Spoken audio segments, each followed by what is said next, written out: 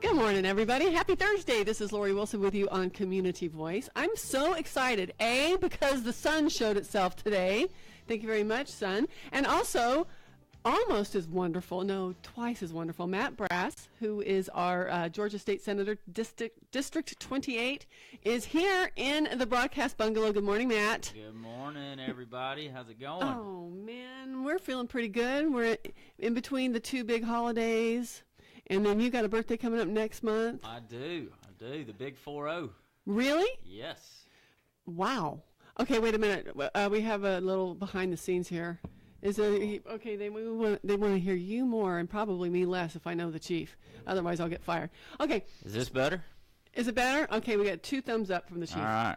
So, by the way, we're on Facebook Live if you would like to see us, everybody. WLBB News Talk 1330. Just hop on there. And I asked the engineer to make me look like I'm in my 20s so you guys can, Well, you made it easy on him, so yeah. we're good to go. So, big 4-0, huh? Yeah.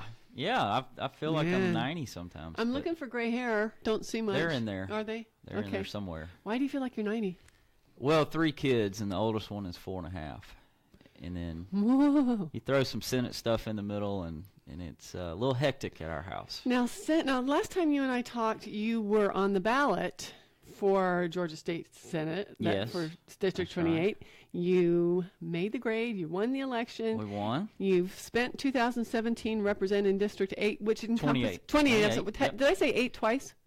I only heard once. Okay, 28. I was testing you. Okay, so that's good. We know that he knows his district number. And That's a start. Yeah. What's the geographical sort of scope of District 28? So I represent all of Coweta County, all of Heard County. I've got 4 precincts in Carroll County, which are Lowell, Hewlett, Fairfield, and Whitesburg. I've got about half of Troup County. I basically go down to city limits of LaGrange and wrap around it, both on the west and the east sides. And then I have Chattahoochee Hills area of Fulton County. So that's 5 like Serenbe is and Serenbe and Rico and that whole area. Wow, that's a big old. So, do you travel around? I do. I'm in fact, I get a tank of gas about every other day, it seems like. Wow. So we burn up the roads, try to go see as many people as we can. And well, let me know next time we live. My beloved and I live in Fairfield, and we come out and see you. Well, it's tough to get in there. Maybe we'll call you in. Okay, so your website, and I'm just going to go down this list and orient our listeners, but you are the vice chair of the Economic Development and Tourism Committee. Correct. My chairman is actually fellow Carroll County delegation member Mike Dugan. I like Mike Dugan. Yeah, I get to learn from him. Yeah, he's one of the best. Yeah, he sure is. Education and youth. Mm-hmm. Now, I didn't know there would be. That sounds like a strange committee. Maybe not the education part. We control policy for K through 12 for public education in Georgia. Wow, that's a big So job. You it control policy. Right. So, are we doing Common Core? we do a version of it. So okay, let's talk about that. Maybe National Resources and Environment. You're a member of that committee. Reapportionment and redistricting. Yes. So what that is every 10 years, once the census comes out, we have to redraw the lines as population shifts in the state. You know, the Constitution says we have 56 members in the Senate, 180 members in the House, and currently, 14 U.S. representatives. And so as population shifts, you have to keep those numbers, as close to a certain number as possible. And so we have to shift that every 10 years. Does that get really political? That's probably the most political process there is in state government. Maybe you can give us a quick, I don't know, just a primer on that. Sure. As we get into the weeds of it. Because I thought that maybe we would talk about these 5 committees on which you served. Yeah, I'd love to. Okay. Yeah. And then the last one is state and local government operations. You're Yes. the secretary. I am, and I thank goodness I don't have to actually take notes because I'm not a good note taker. But so what do you do then? So as secretary, yeah, you get coffee for everyone or what? yeah, I take phone calls. No, I'm kidding. Oh, okay. You had me for no, it's just a title. Doesn't mean anything.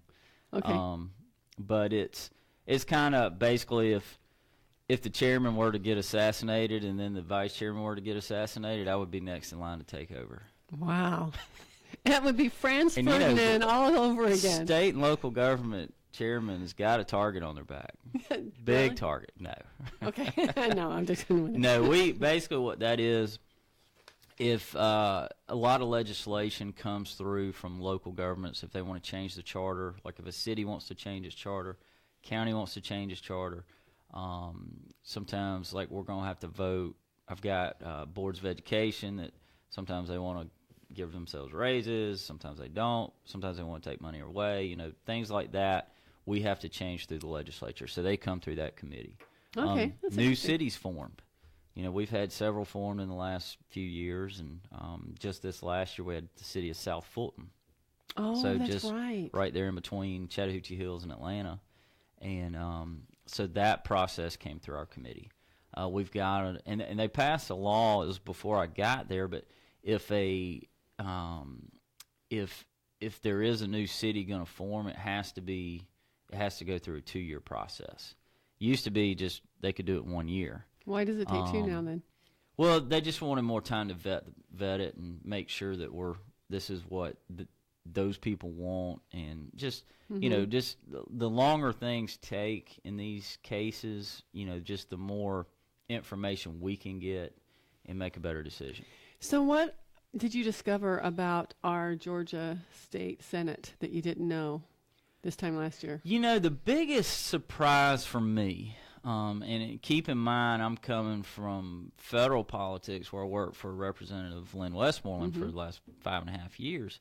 And in D.C., the divide really is between the two parties. They don't get along. Really? Did you notice that? Yeah, I know. I kind of got that idea this year. Yeah, so that was, that was kind of where the wedge was. It was on the party line. Down in the state, in our state house, what I noticed is the wedge is more between really the House and the Senate. Okay. Now don't get me wrong, I've made plenty of friends over on the House side and even had a few coming in anyway. But there's really almost, I hate to use the word disconnect, but for lack of a better term, I'll say there is a disconnect there between the House and Senate, and a little bit of almost a turf war. And to me, it's a little disappointing because as a Republican, we control the Senate, we control the House. So what is the disconnect? And then in what ways? I don't know. I don't know if it's just it could be from years past. I mean, Speaker Murphy was there for so long and had almost garnered so much power that maybe it's left over from that. I don't know. It's one of those things I'm still trying to figure out, and hopefully put an end to it. I'm trying to work with as many House members as I can to satisfy the needs of their people, and vice versa. I hope they will do the same for me. So this disconnect, therefore, it sounds like it might be hindering your job in the Senate? It can. Yeah, there's we had some Senate priorities that came out, and I think one of them passed, but not even under the Senate bill. It got tacked on to a House bill. Which one would we recognize? This was SB 1. It had to do with cybersecurity. Oh, okay. And I don't remember which House bill they put it on, but and it did most of what we were trying to do. It didn't do all of it. But it's things like that. It's just a little bit of the button heads, and but I honestly think as this state is really. They keep saying we're shifting purple. I still don't believe it. We're definitely not purple, but we're not as probably red as we were maybe 10 years ago, or 5 years ago. And I think if we keep button heads with the House, then we could very easily turn purple. So we've got to get over really this. We got to get over our egos and just make sure we're doing what's best for the state. That's a quintessential problem with life. Is it not? Yes. I'm going to leave you to ponder that, dear listener, for 60 seconds, because we're going to hear from Tanner Health System. When we come back, I'm going to make with the gotcha questions that might make Senator Matt Brass cry on. Sweet. Wouldn't that be great? At least we're on radio. And we're on Facebook well, Live. I can block my face. No, we'll be right back. Stay with us.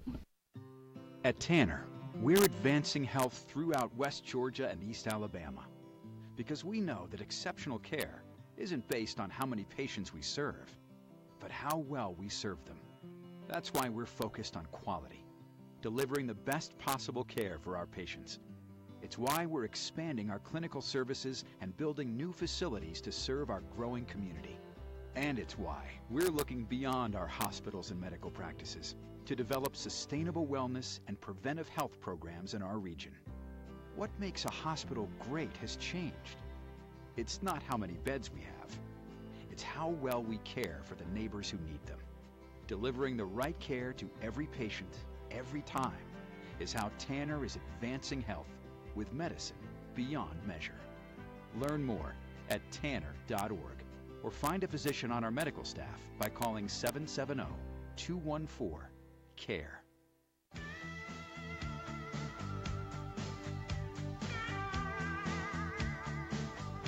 And we're back, everybody. Good morning. Happy Thursday.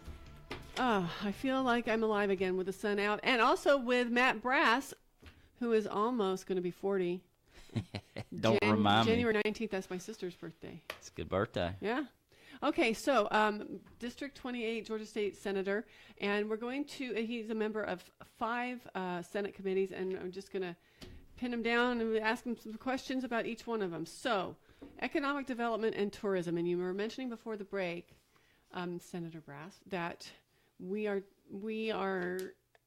getting purplier. Well, they say we are. Who's they? Media, state, kind of our state media, and even national. What are we going to do about the media? Well, I think our president's already done it. They've been exposed. They have been exposed, especially on the national level. I mean, it's, we were talking about this during the break, but if you don't like our president for any other reason, you have to respect the fact that he has exposed our national media for being fake. And they are. And thank goodness he has. Yeah. Well, and I mean, you look at, there's such a small group of media that control the narrative coming out of D.C. Mm-hmm. And, I was actually just up in D.C. about 3 weeks ago and spent some time with Senator David Perdue, spent some time with Congressman Drew Ferguson. Great. And what's coming out of their mouth was totally different than what you read about in the papers or read about on Facebook. It's not the same, and it literally is fake news. It's or as we could say, propaganda. Right, or propaganda. Yeah. And and the issue, for let's say for a local radio station, your only source, y'all can't afford to send somebody to D.C. to get the real story, so you have to take the sources that are coming out of there. But now we can't even do that because we can't trust them. But we know we can't trust him, which was your point about President Trump. Right. He has exposed it. I think is the most hilariously wonderful president. And that's saying a lot, because I cast my first vote in 1980 for Reagan. Mm-hmm. And that has just been I'm glad you're on the good team. Yeah. Okay, so I got ourselves off track. That's okay. I know what I was going to say. I always tell our listeners, just, bypass the media, because we have YouTube that can show us the press conference, right, or the C-SPAN that can show us the hearings. And look at President Trump. Now I know there's some faults with him using Twitter, and there's some things said that I most of it I find funny, but he has found a way to get his message directly to the people of the United States of America without the media being able to twist it. How is having him in the White House, if at all, how does that affect your day-to-day? For the most part, it's, there's things that they do that do affect us. There are going to be some things like with the tax reform. Mm-hmm. We're going to have to make some tweaks at the state level, as far as, right now, if you itemize the new law says that you don't have to itemize your federal tax, but the state law says if whatever you do at the federal level, you do it the same at the state. Well, if we don't change that, then you're going to end up paying more in state taxes. So we're going to have to. I think we need to go back and change that to say, if let's say you don't itemize at the federal, you can still itemize at the state, and then essentially saving yourself money at the state level. Well, I think I speak for all our listeners when I say do that thing, what you just said. Yes. Well, okay.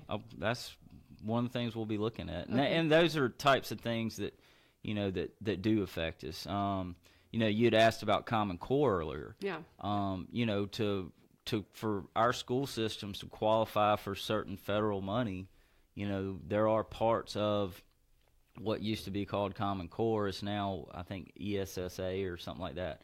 There are parts of that they have to comply with in order to be eligible for that federal money. So, yes, there are things that they do, but a lot of what they do, is nothing. But you mean in Washington? In D.C. Oh, yeah, in they D.C. preen a lot. And honestly, I was shocked that the tax reform bill got done. I was too. I'm still waiting to find out what deals with what devils they had to make. I know, but it got done, and it's going to be money in all our pockets. It's wonderful. And it's not the narrative that they're telling. Mm-mm. Is the Democrats are coming out saying, it's the die. CEOs are getting rich and all this other stuff. Yeah. Yet you read about all these millions of employees that just got bonuses, and they're like, well, it's just a bonus. They're not getting raises. And we're never going to hear anything positive. Right. Ever. Right. We're supposed to be dying in the streets at this point. You're right. So. Okay. Now we have a lot of immigrants in your district, don't we? Or do we? We've got a fair amount. Yeah. I wouldn't say a lot. It's all relative, I guess. Okay. Georgia in general, how are we in terms of immigration? We're on the high side, but why is that? We're on the high side. Part of it's, our number one industry here is agriculture. Okay. And so I think a lot of them come here to work in the fields. What are your thoughts about the legality or? Well, I honestly, we've got, since we've tightened the screws on immigration, we're actually having trouble farmers are having trouble with workforce. So I think we've got to figure out a way to make the process, I don't want to say easier, but just make it to where it's doable. If you make it, because I think we've got to. I'd like to see us increase more on our work visas. Yeah. The H-2As and the H-2Bs and all that that would help in our construction industry. It would also help in ag. If we could do something, it's just the process has to be easier so that they don't have to come here illegally. Yeah, because it's when they come here illegally and we don't know what they're doing, and that's when we run into the issues. Mm-hmm. I don't have any issues with immigration here. I've got issues with illegal immigration. Yeah, when you hit the ground here in the U.S. and you already know you've broken the law. Right. And then the fact that we've got illegal immigration here and then they're eligible for benefits, to me is just I don't get that at all. That rubs me wrong. Yeah, well, it should. Yeah. It should. It rubs us all wrong.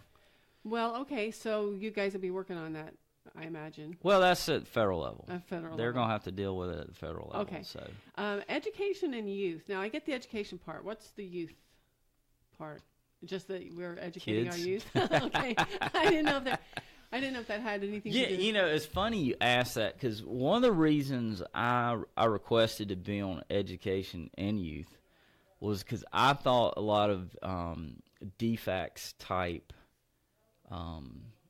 policy would come through there, and it turns out it doesn't. That all goes through our Health and Human Services Committee. Oh, okay. So are you going to ask to change committees? I'm not going to get on health. They're not going to put someone. I don't have a health background. Oh, okay. So, okay.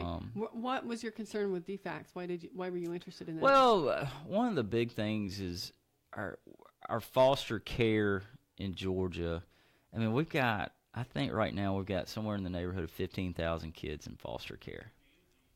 Wow. That is amazing, in a bad way. Yeah, it is. And, and so we need to do something to address that. Part of the issue is our adoption process is off. Isn't it? It is.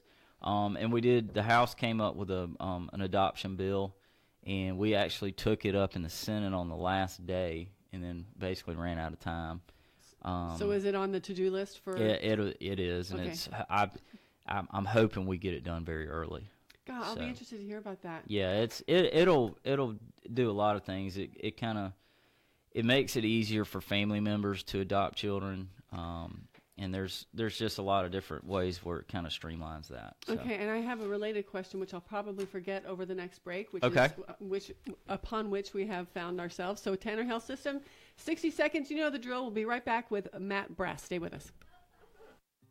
At Tanner, we're advancing health throughout West Georgia and East Alabama because we know that exceptional care isn't based on how many patients we serve, but how well we serve them. That's why we're focused on quality, delivering the best possible care for our patients. It's why we're expanding our clinical services and building new facilities to serve our growing community. And it's why we're looking beyond our hospitals and medical practices to develop sustainable wellness and preventive health programs in our region. What makes a hospital great has changed. It's not how many beds we have. It's how well we care for the neighbors who need them. Delivering the right care to every patient, every time, is how Tanner is advancing health with medicine beyond measure. Learn more at tanner.org or find a physician on our medical staff by calling 770-214-CARE.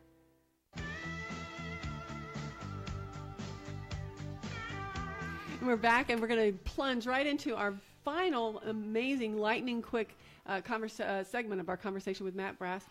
By the way, thank you so much for serving us here in parts of Coweta. You have all of Coweta. All of Coweta. Hurd. Parts of Hurd, parts of Carroll County. All of Hurd. Oh, all of Hurd. Part of Carroll, part of Troop, part of Fulton. Chattahoochee Hills, etc. Why don't you follow national politics? Well, it's kind of what we talked about earlier, is the narrative coming out of there that's controlled by such a small group of media that it's lies. So I keep, I follow the parts I need to follow that are going to affect us at the state level. Mm-hmm. But for the most part, I mean, I just got tired of all the negativity. Yeah. And that was, when I first decided to run, I decided I was going to run a positive campaign. I was going to sell on my positives. I wasn't going to talk about my opponents and their negatives and all that. And mainly because I was just so tired of all the negativity in politics, and I still am, and so I just kind of almost turned it off. Yeah, I mean, I think that makes you a much more emotionally stable person than otherwise. Well, my wife might disagree, but Megan, that's right. And you've Very got good. 2 boys, right? 2 boys and a girl. Oh, what are their names? So Freeman is 4.5, Archie is 2.5, and then Rennie just turned 1 in October. Rennie. That's your little girl? That's my little girl. Corinne Elizabeth Brass. She's named nice. after her great-great-grandmother and 2 great-grandmothers. Well, congratulations, you guys. It sounds Thank like you you. have a sweet little family. Okay, we have how many? We have 6 minutes left. So, that's a lifetime. Yeah. Let's keep going. About natural resources and environment. I was complaining to you over the break that I'm seeing lots of trash around here on the roads. And you were saying probably more traffic. We're growing. More traffic, more industry locating to the area, and then.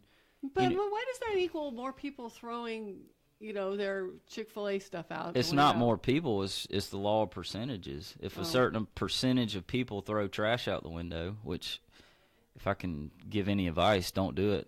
But there's just it's the percentage is the same. More than likely, it's just more people doing it.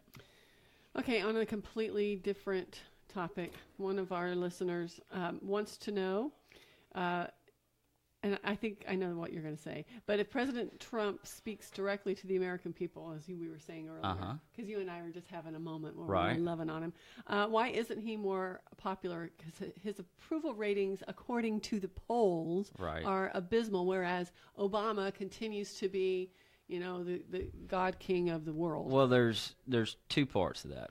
Number one, you can make a poll look however you want it to look, depending on when you ask it, who you ask it to, and what you ask, and how you frame that question. And then you could just lie about the poll, too. Or you could just lie about it. I cite election night 2016. But the second part is if you actually poll his supporters, he has it's somewhere in the neighborhood of 92 to 95% approval rating within his supporters. His supporters are the people that put him in office. So there you go. So there it is. Yep. I just have to giggle when I think about our president. I just love him. Okay, so what's coming up for next year? All right, so there's several things. Two of the bigger issues we're going to be looking at is rural broadband. Oh, okay. Figuring out what can we do to make sure that people are out in our rural areas are able to tap into the internet and get the services they need. Because one of the issues we're having is kids are going to school, and now things aren't in books anymore. They're on tablets, and they're having to go home and do homework, and they can't do it because they don't have service or they don't have good service. So that's going to be one big issue we're looking at, and there's been several. We had a Senate study committee. We're waiting on the findings to come out from that. And the House they really had a rural Georgia study committee, looked at broadband, looked at certificate of need, or they looked at health care. But one of the recommendations they've made is that we get into certificate of need and looking at reforming that. Certificate of need. So certificate of need, basically in 1974, the federal government came out and basically mandated the states that they all needed a certificate of need process or law. And what that does is it's our DCH runs it, and it's to control the cost, or at least that's what it was supposed to do, is help control cost of health care by limiting beds in nursing homes and hospitals. And because they felt like if they were building too many beds, that they were if those beds went unfilled, then the ones that were filled, they were having to kind of supplement their costs. Okay. So that was the idea behind it. But in turn, what it's done is it's really kind of stifled innovation. We've got hospitals wanting to grow and can't. They need to grow and can't. It's happened in mental health. It's happened in cardiac units. It's happened in cancer. Things that affect us all. Okay. So that's another thing you guys are going to, we have 2 minutes left. What else is coming down the pike for you next year? Well, those are really the big things. Okay. The other big thing is we've got some statewide races going on. We've got a governor's race. We've got a lieutenant governor's race. Who do you like for governor? Oh, I can't ask you that. That was unfair. Republican, I meant. I'm good with whoever our Republican nominee is going to be. Okay. I think on the Republican side we do have 3 good candidates. There's a 4th who I'm friends with, but I don't know if he's quite ready. Do Republicans need to worry about the 2 Stacys? Well, yeah, certainly. They're both very bright ladies, and first female. That's kind of. I know, and that seems to be a thing. So it's, it's going to be an interesting race, and I'm still trying to decide on who I think is going to be best for Georgia. But I think there's 3 strong Republicans that any one of them would do a great job. We have 45 seconds left. Anything you want to tell your constituents? Just number one thing I'll say is, we got a new year coming up, and I want everybody to stay safe. Don't do anything stupid. Lynn Westmoreland always told me, don't do anything you wouldn't want to read about or see on the front page of the paper the next day. You wouldn't want to tell your grandkids. Matt, I am so sorry we're running out of time. It's We're okay. going to talk for 3 more hours. I'll come back. Will ya? Okay, I'm holding you to that. If you'll have me. We'll have you. Thanks for being with us. Thank you, everybody. And thanks to Tanner Health System for being our wonderful sponsor, and thank you to me for being quiet now. Bye.